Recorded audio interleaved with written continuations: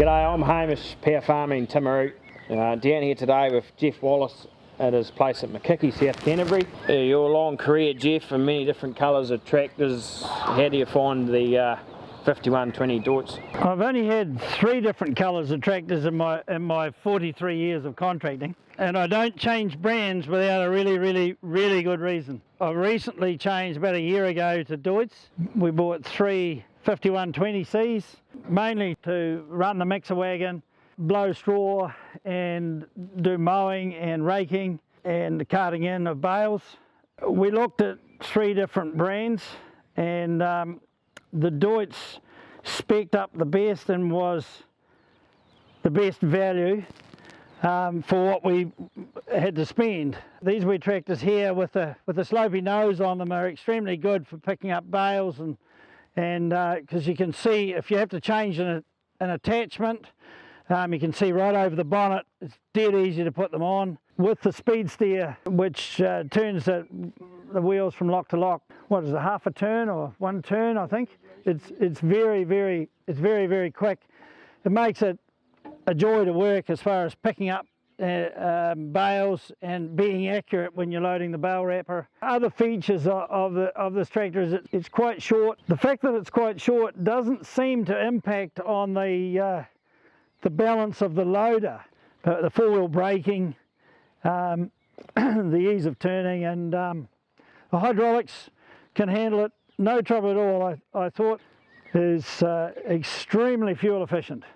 As I've said to many people, on the mixer wagon, the darker green one of the same horsepower was burning 12.4 litres of diesel per hour, and this little Deutz with the standard PDO on the PDO in normal positions burning 5.2 litres of diesel per hour. It has the stop and go feature on this little Deutz tractor. I'm a grey-haired old fella that have been well used to slipping the clutch and what have you for many years, and it's hard to break a habit. But for someone young who has good knowledge of computers and what have you, and is a bit faster in the reactions, the stop and go system is ideal. It's very smooth. The air conditioning system works very well. At night in the winter time it can get very hot in there. As we're working towards summer, the boys turn the air conditioning on, and I get in there and freeze my nuts off.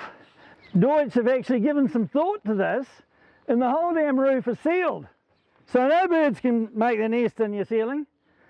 And the wiper's down here where you need it, because a wiper that goes that way leaves all that visibility unwiped, but a wiper that goes that way leaves all this area wiped, and that area that you don't actually need is unwiped. So there's a bit of thought being put into it. It's got more gears than you could shake a stick at, about 60 of them if you want to find them all. There's one other thing I like.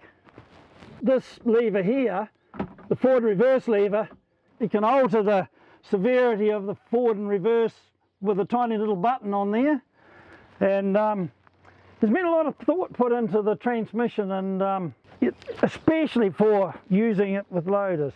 This tractor here, I think, has been designed to do 50k, because the second gear down you can do 42 kilometres an hour at flat chat, you know, at about 2300, and when changed into top gear she stays at 42k, but she drops back to about 1800 revs. There's some little German in the bonnet there that's controlling that. Probably Hamish didn't realise that I actually spent a lot of time researching them before I said, well, we'll go ahead. I was at a customer's place down in Southland, and he had one of these. I've modelled before it, but a 5120C, and I said, how do you like it, Paul? He says, it's really good. It's done 1,000 hours at the time. He said, no problem at all. I said, what about that front axle? That front axle looks a little bit different to what I'm used to. He said, well, don't be too concerned about that. He said, there's a Sami down by the cow shed there that's done 12,000 hours. Got exactly the same front axle in it. And he said, I've never had a moment's trouble with it. So That was probably what clinched the deal on buying these, because the inboard brakes are a different concept to most tractor models. We can't afford to have any downtime. When we're feeding stock, we've got to be feeding stock, you know. And we have had extremely good service. I mean, they've been out when we've asked them, and we've had no breakdowns, but they've been out to service them when we've asked them.